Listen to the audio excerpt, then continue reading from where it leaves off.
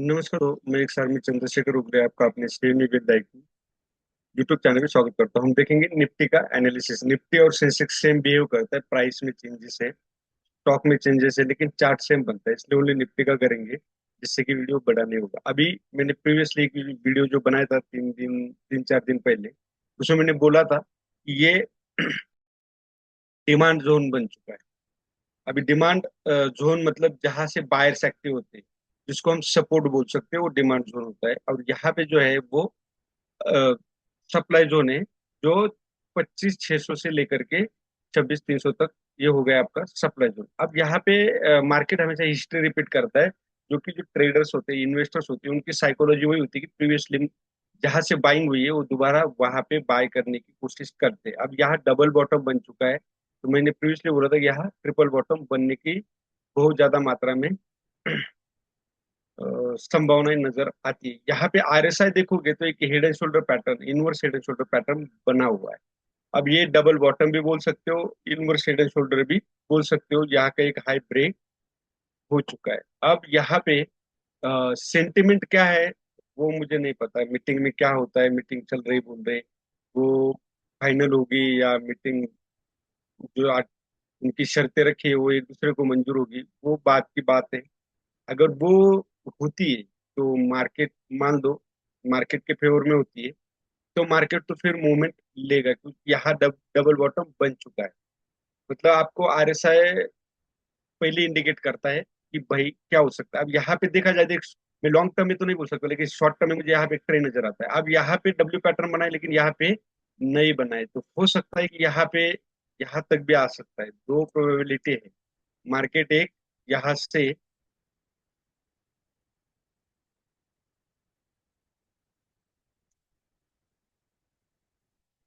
Market यहाँ से भी आ सकता है। दूसरी प्रोबेबिलिटी ये है कि मार्केट इस तरह से जा सकता है।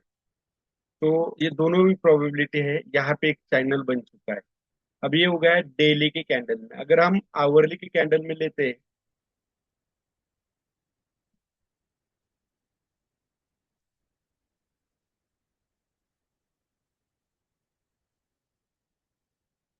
आवरली की कैंडल में क्या नजर आता है, यहाँ से सेलर्स एक्टिवेट, यहाँ से भी संभावनाएं नजर आती। अब ये देखो, यहाँ से बायर्स भी अपसाइड मार्केट को ले गए हैं, और सेलर्स भी एक्टिव है। दोनों पॉइंट है, तो यहाँ भी दोनों संभावनाएं बनती है। यहाँ से अगर ये ब्रेक होता है 23,455 या 23,500, तो मार्केट एक 23,870 तक जा सकता है। अब जो चैनल है,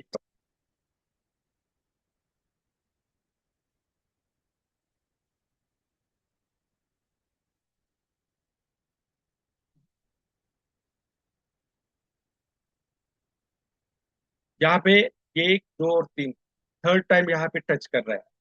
तो थर्ड टाइम में आपको पता है कि 90% प्रोबेबिलिटी होती है कि वहां पे रेजिस्टेंस या सपोर्ट ले सकता है। तो यहाँ पे भी मुझे यही नजर आता है कि यहाँ रेजिस्टेंस लेने की संभावना ज्यादा है। तो क्योंकि यहाँ पे एक तो इन्वर्टेड हैमर बना है, जो सेकंड ग्रीन कैंडल बनी है, जो अपसाइड वीक शो करती है, और यहाँ का जो लो है वो ब्रेक हो चुका है।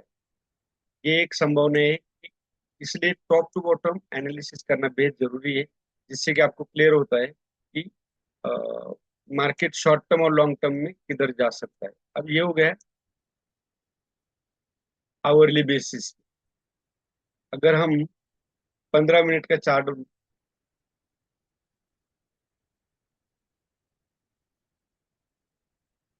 अब यहाँ पे भी अगर देखोगे तो आपको एक चैनल नजर आएगा।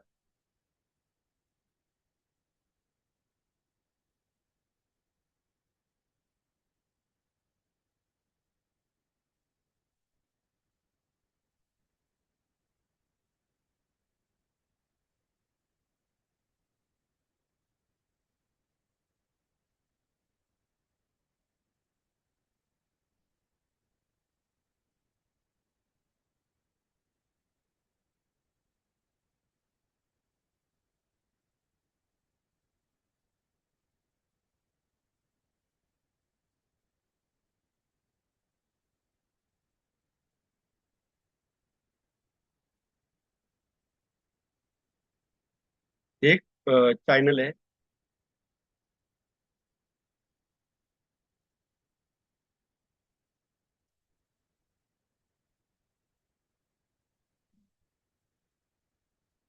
तो मैंने क्या बोला था कि प्रीवियसली यहाँ पे मार्केट, यहाँ पे देखोगे तो इस लाइन से मार्केट नीचे भी सेलर्स भी एक्टिव है, और इस लाइन से मार्केट पे बायर्स भी एक्टिव हुए थे। यहाँ पे दोनों संभावनाएं हैं। लेकिन ये जो चैनल की वजह से, सॉरी, इस डिसेंडिंग लाइन की वजह से, मतलब रेजिस्टेंस की वजह से यहाँ से नीचे आने की संभावना है, क्योंकि जो बेस बनाता है, तो ऊपर साइड देखो आप, एक रेजिस्टेंस का बेस बना हुआ है, एक ट्रिपल टॉप बना हुआ है। तो मार्केट यहाँ से अब एक संभावना है, बहुत ज्यादा है, वो है यहाँ से दोबारा यहाँ रिटेस्ट करके नीचे आ सकता है। तो अब जिस पॉइंट पे मार्केट है, वो तो बहुत ही बोलते हैं कि प्रोबेबिलिटी दोनों साइड भी संभावना है। अब यहाँ पे मार्केट जो आज बुलिश ओपन हुआ था कल, उसके पीछे क्या सेंटिमेंट।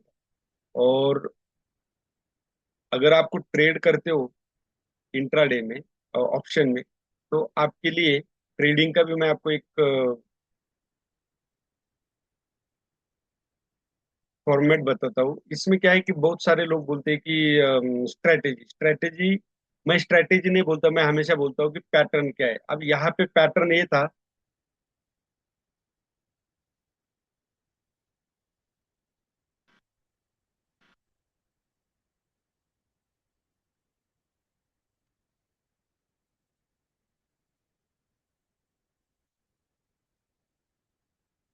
ये दो पॉइंट अगर आप जोड़ते हो तो आपको नजर आएगा पैटर्न क्या था। यहाँ पे क्या था, फॉलिंग वेज था, मतलब मार्केट अप साइड जाना।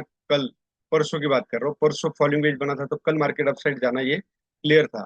अब गैप अप ओपन होने के बाद आप एंट्री कहाँ करोगे? तो यहाँ पे एंट्री करने की कोई जगह नहीं, क्यों? क्योंकि पॉजिटिव था पीसीआर रेशियो, और यहाँ पे एंट्री करते तो स्टॉप लॉस आपका ये था, तो आप यहाँ पे एंट्री कर ही नहीं सकते। हाँ, मार्केट कहाँ जाता है वो इम्पोर्टेंट नहीं, आपका पैटर्न कहाँ पे, मार्केट ओपन कहाँ पे होता है, उस हिसाब से आपको एंट्री करनी, जिससे कि आपका स्टॉप लॉस छोटा हो। तो अब पीसीआर पॉजिटिव, कॉल साइड बढ़ रहा है, लेकिन स्टॉप लॉस बढ़ा है, तो मैंने यहाँ पे एंट्री की ही नहीं। क्यों नहीं की? वही दो वजह से। तो फिर मैं इंतजार कर रहा था कि मार्केट यार थोड़ा सा इस तरह से कुछ पैटर्न बने, तो मैं यहाँ पे एंट्री कर दूंगा, एक छोटी हैमर डोजी या इंडिसिसिव कैंडल, स्टार कैंडल बनती है तो ये सब हुआ नहीं। फिर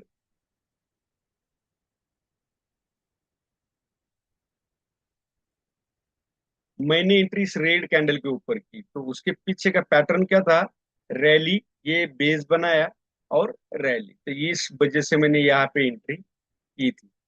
सेकंड एंट्री मैंने यहाँ पे भी की थी, क्यों? क्योंकि यहाँ पे भी अगर देखा जाए तो यहाँ एक सपोर्ट मिला था इस कैंडल का, इस कैंडल की वजह से। खैर मेरा यहाँ पे स्टॉप लॉस हिट हुआ था, क्योंकि मैंने पुट लिया था। पुट लेना अगर देखा जाए तो गलत था, लेकिन पुट लेने के पीछे ये था कि बिल्कुल हाई पे था, अगर एक करेक्शन भी आता है तो मुझे 20-30 पॉइंट मिल सकते, इस वजह से मैंने लिया था। लेकिन वो स्टॉप लॉस हिट हुआ, मैंने दोबारा यहाँ पे एंट्री किया था, मुझे यहाँ पे भी एक पॉइंट मिले थे। उसके बाद मैंने एंट्री कहाँ पे की थी, इस रेड कैंडल पे। लॉजिक क्या था, डबल टॉप था, डबल टॉप में मैक्सिमम मार्केट बिहेव करता ही, डबल टॉप बनाता ही है।